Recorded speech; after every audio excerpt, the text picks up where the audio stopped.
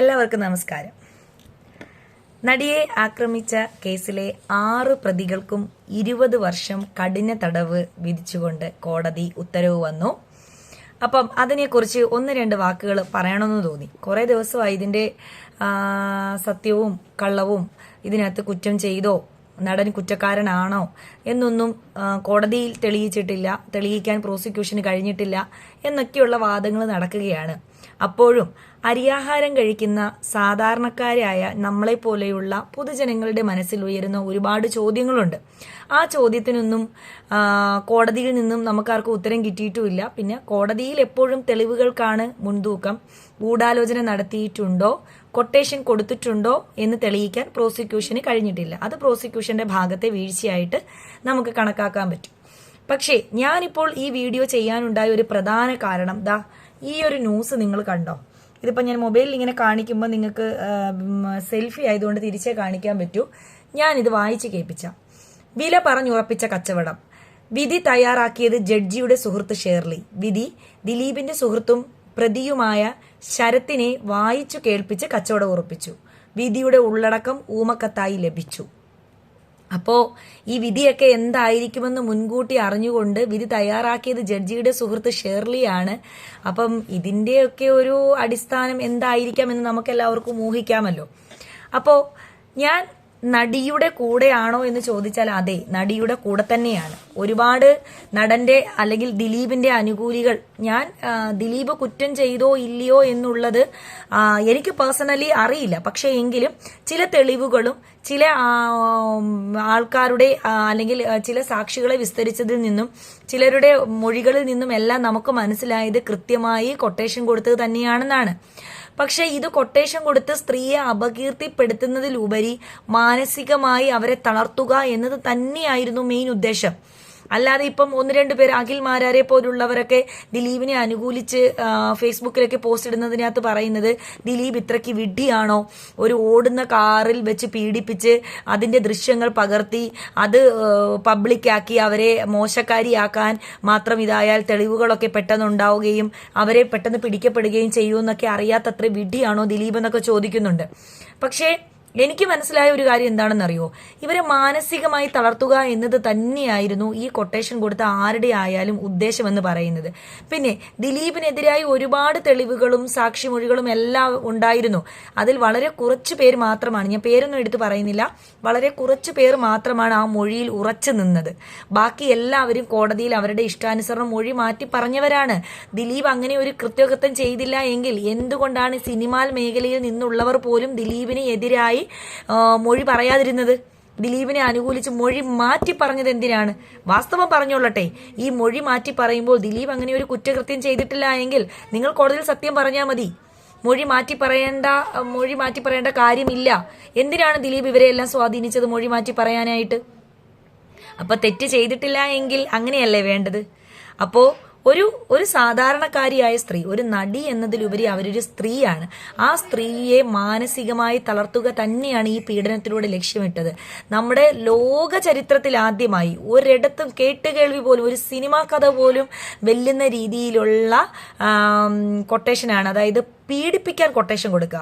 നമ്മൾ കൊല്ലാൻ കൊട്ടേഷൻ കൊടുക്കാറുണ്ട്, മോഷ്ടിക്കാൻ കൊട്ടേഷൻ കൊടുക്കും, പല രീതിക്ക് നമ്മൾ കൊട്ടേഷൻ കൊടുക്കാറുണ്ട്. പക്ഷെ ഒരു പെണ്ണിനെ പീഡിപ്പിക്കാൻ കൊട്ടേഷൻ കൊടുക്കുക എന്ന് പറയുന്നവന്റെ മനസ്സ് ഒന്ന് ചിന്തിച്ചു നോക്കിക്കേ.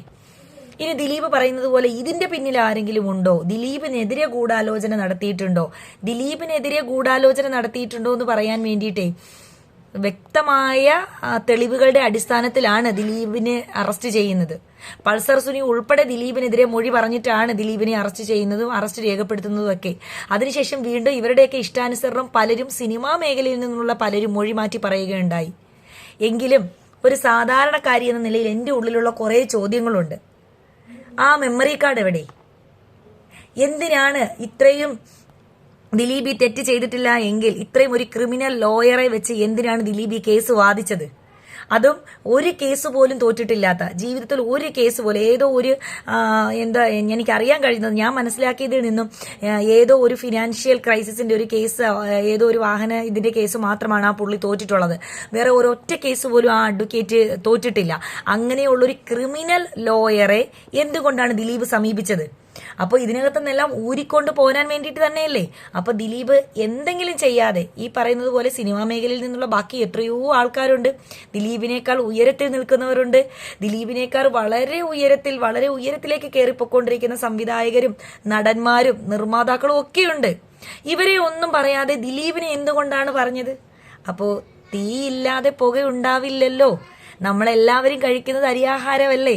3 നേരം പറയുന്നില്ല, 1 നേരമെങ്കിലും നമ്മൾ കഴിക്കുന്നുണ്ടല്ലോ. അപ്പൊ അത് വെച്ചിട്ട് എന്തെങ്കിലും ചെറിയ തെളിവുകളുടെയും സാക്ഷിമൊഴികളുടെയും ഒക്കെ അടിസ്ഥാനത്തിൽ തന്നെയാണ് ഈ കേസ് അന്വേഷിക്കാൻ വന്ന പോലീസുകാരും പ്രോസിക്യൂഷനും ഒക്കെ ദിലീപിന്റെ പിന്നാലെ പോയത്. അതില്ല എന്ന് പറയണ്ട. ആ നടി അനുഭവിച്ച അത്രയും നാളല്ല, ഇന്ന് ഈ വിധി വരുന്നത് വരെയും ഈ വിധി വന്നതിന് ശേഷവും ആ നടി അനുഭവിക്കുന്ന മാനസിക ബുദ്ധിമുട്ട് നിങ്ങൾ ആരെങ്കിലും ചിന്തിച്ചിട്ടുണ്ടോ? ഈ അനുകൂലിച്ച് മെസ്സേജ് ഇടുന്നവർ ചിന്തിച്ചിട്ടുണ്ടോ? നിങ്ങളുടെ വീട്ടിലുള്ള നിങ്ങളുടെ അമ്മയോ പെങ്ങളോ നിങ്ങളുടെ സഹോദരിയോ ഇത് പുരുഷന്മാർക്ക് എതിരെയാണെങ്കിലും അതിന് നടപടി വേണമെന്ന് പറയുന്ന ഒരാളാണ് ഞാൻ. സ്ത്രീക്ക് മാത്രം അനുകൂലമല്ല. പക്ഷെ ഇതിനകത്ത് വ്യക്തമായി ആ നടിയുടെ അല്ലെങ്കിൽ ആ സ്ത്രീയുടെ ആ പെൺകുട്ടിയുടെ ഭാഗത്ത് 100% ന്യായമുണ്ട്. വേറെ സിനിമാ ഫീൽഡിൽ നിന്ന് എത്രയോ പേരുണ്ട്, ആരുടെയും പേരെന്താ പുറത്തു വരാഞ്ഞത്? വേറെ ആരെയും എന്തുകൊണ്ട് പറയുന്നില്ല? എന്താണ് ദിലീപിന്റെ പേരിൽ പിറകെ മാത്രം അന്വേഷണം പോയത്? അപ്പൊ അതിനകത്തൊക്കെ വ്യക്തമായി തെളിവുകൾ ഉള്ളത് കൊണ്ടല്ലേ പോയത്. അപ്പം ഇനിയും ഇതിന് മുകളിലും ഹൈക്കോടതിയിലും അല്ലെങ്കിൽ അതിന് മുകളിൽ സുപ്രീം കോടതിയിലും ഒക്കെ ഈ കേസ് വാദിക്കാൻ പോവുകയും ദിലീപ് പറയുന്നത് പോലെയും ദിലീപിന്റെ അനുകൂലിക്കുന്നവർ പറയുന്നത് പോലെയും ദിലീപ് ഇത് അറിഞ്ഞിട്ടുമില്ല, ദിലീപ് ഈ തെറ്റൊന്നും ചെയ്തിട്ടുമില്ല എങ്കിൽ അത് തെളിയിക്കട്ടെ. അതിന് മുകളിലോട്ട് പോയി തെളിയിക്കട്ടെ. എന്തിനാണ് ഈ സാക്ഷികളെയൊക്കെ സ്വാധീനിച്ചത്? എന്തിനാണ് ഈ തെളിവുകളൊക്കെ നശിപ്പിച്ചത്? എന്തിനാണ് ഇന്ത്യയിൽ തന്നെ ഫേമസ് ആയിട്ടുള്ള ക്രിമിനൽ ലോയറെ വെച്ച് ഈ കേസ് വാദിച്ചത്? എന്തുകൊണ്ടാണ് ദിലീപ് ഇത്രയും നാൾ ഇതിനെക്കുറിച്ച് ഒന്നും സംസാരിക്കാതിരുന്നത്? എന്തേ ദിലീപിന്റെ സമ്പത്തുകൾക്ക് ഇത് മുഴുവനും ചിലവഴിച്ച് എന്തിനാണ് ഈ കേസ് നടത്തിയത്? അപ്പം ഇതൊക്കെ നമ്മളെ എങ്ങോട്ടാണ് നയിക്കുന്നതെന്ന് നമുക്ക് ചിന്തിക്കാൻ പറ്റും. എനിക്ക് ദിലീപുമായിട്ട് പേഴ്സണലി ഒരുവിധ വൈരാഗ്യവുമില്ല. പക്ഷെ ഞാൻ ഇപ്പോഴും ഈ ഒരു കാര്യത്തിൽ ആ നടിക്കൊപ്പമാണ്. ദിലീപ് തെറ്റ് ചെയ്തിട്ടില്ല എങ്കിൽ ആരാണ് ചെയ്തതെന്ന് പുറത്തു വരട്ടെ. അങ്ങനെ തന്നെയാണ് ഞാൻ പറയുന്നത്. ആരാണ് ചെയ്തതെന്ന് പുറത്തു വരട്ടെ. പക്ഷെ അപ്പോഴും നമ്മുടെ ഉള്ളിൽ ഉയരുന്ന സിനിമാ മേഖലയിൽ ദിലീപിനേക്കാൾ ഉയരത്തിൽ നിൽക്കുന്ന ഒരുപാട് നടന്മാര് നിർമ്മാതാക്കൾ സംവിധായകരൊക്കെ ഉള്ളപ്പോൾ എന്തുകൊണ്ടാണ് ദിലീപിന്റെ പേര് മാത്രം വന്നതെന്നും നമ്മൾക്കൊരു ചോദ്യം കിടക്കുന്നുണ്ടല്ലോ. അപ്പൊ പിന്നെ നമ്മൾ ഇതിന്റെ എല്ലാം പിറകെ പോകാൻ ഇനിയും കേസ് മുകൾ കോടതികളിലേക്ക്, ഹൈക്കോടതിയിലും അവിടെ നിന്ന് കിട്ടിയില്ലെങ്കിൽ അടുത്ത സുപ്രീം കോടതിയിലേക്കും ഒക്കെ കേസ് പോകട്ടെ. കേസ് പോയി തെളിയട്ടെ. ഇപ്പം വ്യക്തമായി പറയുന്നത് കൊട്ടേഷൻ കൊടുത്തതിനും ഗൂഢാലോചന നടത്തിയതിനും തെളിവില്ല എന്നല്ലേ. അതിനൊക്കെയുള്ള തെളിവുകൾ സാധാരണക്കാരായ ജനങ്ങൾ, ഞാനിപ്പോൾ അത് വിശദമായിട്ട് പറയുന്നില്ല, കാരണം വീഡിയോ ലെങ്തായി പോകും. എന്തൊക്കെ തെളിവുകൾ ഉണ്ടായിരുന്നു എന്നും ആ വോയിസ് മെസ്സേജുകളും ദിലീപെന്ന നടന്റെ ഭാര്യയുടെയും വോയിസ് മെസ്സേജുകളും ഒക്കെ നമ്മൾ കേട്ടിട്ടുള്ളതാണ്. അപ്പൊ അതിനൊക്കെ തന്നെ യാതൊരുവിധ കുറ്റബോധവും ഇല്ലാതെ, യാതൊരുവിധ ഒരു രീതിയിലുള്ള ചാഞ്ചാട്ടവും ഇല്ലാതെ മാധ്യമങ്ങൾക്ക് മുന്നിൽ വന്ന് ഇങ്ങനെ എന്നെ കുടുക്കിയതാണെന്നും അത് ഇന്ന നടി പറഞ്ഞിട്ടാണെന്നും ഒക്കെ പറയാനും ഒരു ചെറിയ ഉളുപ്പില്ലയോ എന്നുകൂടി ഞാൻ ശങ്കിച്ചു പോയി. എങ്കിലും സത്യം വിജയിക്കട്ടെ എന്ന് മാത്രം ഞാൻ പറയുന്നു. ആരുടെ കൂടെയാണോ സത്യമുള്ളത്, ആരുടെ കൂടെയാണോ നീതിയുള്ളത്, എവിടെയാണോ ന്യായമുള്ളത്, അത് തന്നെ വിജയിക്കട്ടെ എന്ന് ഞാൻ ആത്മാർത്ഥമായിട്ട് പ്രാർത്ഥിക്കുന്നു. ഒരു നിയമവും ഒരു നീതിയും നടപ്പിലാക്കുക എന്നത് തന്നെയാണ് എന്റെ പക്ഷം. അല്ലാതെ നിയമം ഒന്നും നീതി രണ്ടും നടപ്പിലാക്കുക, അത് സ്ത്രീ ആയാലും പുരുഷനായാലും ഞാൻ ഒരിക്കലും അനുകൂലിക്കുന്നില്ല.